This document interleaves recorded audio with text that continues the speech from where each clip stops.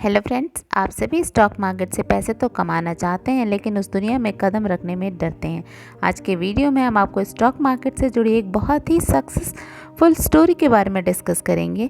तो आइए जानते हैं। आज के वीडियो में मैं आपसे डिस्कस करूंगी एक ऐसे शख्स की स्टोरी जिन्होंने बहुत कम समय में मात्र 22,500 रुपये को 4 करोड़ में कन्वर्ट किया। तो हाँ जी, आज के वीडियो में एक बहुत ही इफ़ेक्टिव पर्सन के बारे में बात करेंगे, साकेत रामकृष्णन, जिनके बारे में आप नहीं जानते होंगे। ये एक बहुत ही बड़े इंस्पिरेशनल हैं जो मुझे बहुत मोटिवेट करते हैं, क्योंकि इन्होंने बहुत कम समय में, बहुत छोटी उम्र में बहुत अच्छा सक्सेस हासिल किया है। तो इनसे इंस्पायर होके आप भी इन्वेस्टमेंट कर सकते हैं। इनका एक अपना यूट्यूब का भी ऑप्शनेबल नाम के चैनल है। इस चैनल को आप सब्सक्राइब करिए। ये छोटे छोटे टिप्स हमेशा इस पर दिया करते हैं। आइए इनकी सक्सेस स्टोरी से हम प्रेरणा लेते हैं।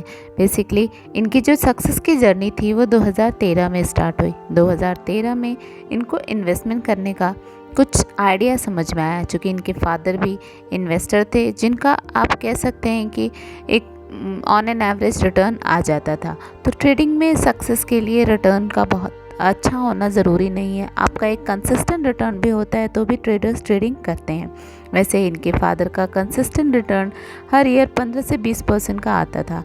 इसको देखते हुए इन्होंने भी ट्रेडिंग की दुनिया में कदम रखने का सोचा कि अगर हर ईयर में इनके फादर को स्टॉक से 15 से 20% का रिटर्न होता तो नेचुरली स्टॉक्स महीने और दिन में भी कुछ ना कुछ बढ़ते होंगे। इसी उम्मीद के साथ, इसी 1-2% के इंक्रीज के साथ इन्होंने स्टॉक मार्केट में कदम रखा और अपना इन्वेस्टमेंट स्टार्ट कर दिया। इन्वेस्टमेंट तो रिटर्न के एम से स्टार्ट किया, लेकिन इन्वेस्टमेंट करने के बाद इनको ये रियलाइज़ हुआ कि रिटर्न लेना इतना ईजी नहीं है और इनको स्टार्टिंग में बहुत ज़्यादा लॉस का भी सामना करना पड़ा। इन्होंने जो भी पैसे इन्वेस्ट किए उन पैसों में इनको बहुत ज़्यादा नुकसान हुआ। इनके बहुत सारे मनी भी ख़त्म हो गए, जैसा सबके साथ होता है। तो इनको एहसास हुआ कि इक्विटी ट्रेडिंग अब मेरे लिए नहीं है, मुझे कुछ और ही करना होगा। यह सोच के इन्होंने इक्विटी को छोड़ के और फिर ऑप्शन ट्रेडिंग की तरफ अपना कदम रखा। ऑप्शन ट्रेडिंग इंडिया में बहुत ज़्यादा फेमस है और बहुत ही लोग करते हैं। इसको देख के उनका भी मन ऑप्शन ट्रेडिंग की ओर झुका और उन्होंने भी ऑप्शन ट्रेडिंग स्टार्ट की। ऑप्शन ट्रेडिंग चूँकि बाइंग और सेलिंग दो चीज़ें होती है। ऑप्शन बाइंग में कम पैसे की रिक्वायरमेंट होती है, वहीं ऑप्शन सेलिंग में ज़्यादा पैसे की रिक्वायरमेंट होती है। तो चूँकि इनके पास बहुत पैसे नहीं थे, इसलिए इन्होंने ऑप्शन बाइंग को सेलेक्ट किया और ऑप्शन बाइंग में इन्वेस्टमेंट स्टार्ट किया। ऑप्शन बाइंग की ट्रेडिंग के बाद भी इनको काफ़ी बड़ा नुकसान हुआ। उस नुकसान के बाद भी ये रुके नहीं और स्टॉक मार्केट में अपनी कदम जमाए रखे। उसी बीच ये कुछ टिप्स प्रोवाइडर के चक्कर में फंस गए, जो कि एक्चुअली काफ़ी फेमस हैं। आज के टाइम में भी बहुत सारे ऐसे टिप्स प्रोवाइडर मिलेंगे जो ये बोलते हैं कि हम ऐसे स्टॉक्स बताएंगे जिसमें आप इन्वेस्ट करके अच्छा रिटर्न गेन कर सकते हैं, बट ऐसा कुछ नहीं होता। अगर आप खुद के एनालिसिस से ही इन्वेस्टमेंट करेंगे तो ही आपको रिटर्न अच्छा मिलेगा।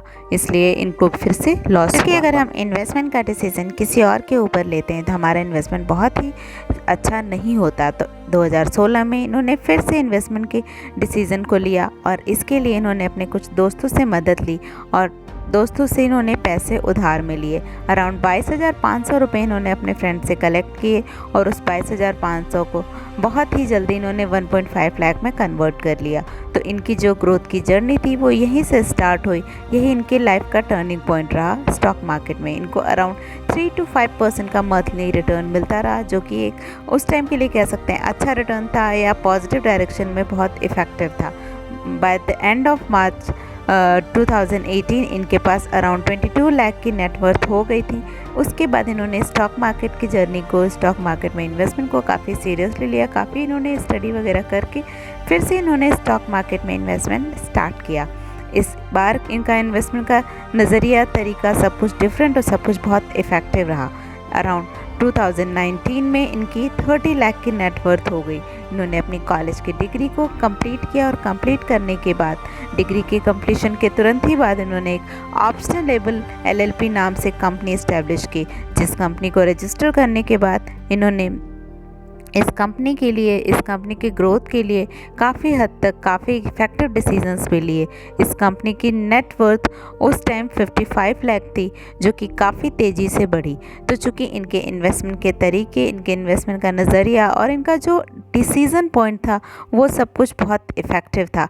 तो स्टॉक मार्केट में इन्वेस्टमेंट के लिए decision point, time to exit and time to entry, सभी चीज़ें बहुत ज़्यादा इफ़ेक्टिव होती हैं। इन्होंने कैंडल स्टिक को बहुत अच्छे से समझा। उसको समझने के बाद इन्होंने मार्च 2001 में अपनी कैपिटल को 4 करोड़ कर लिया।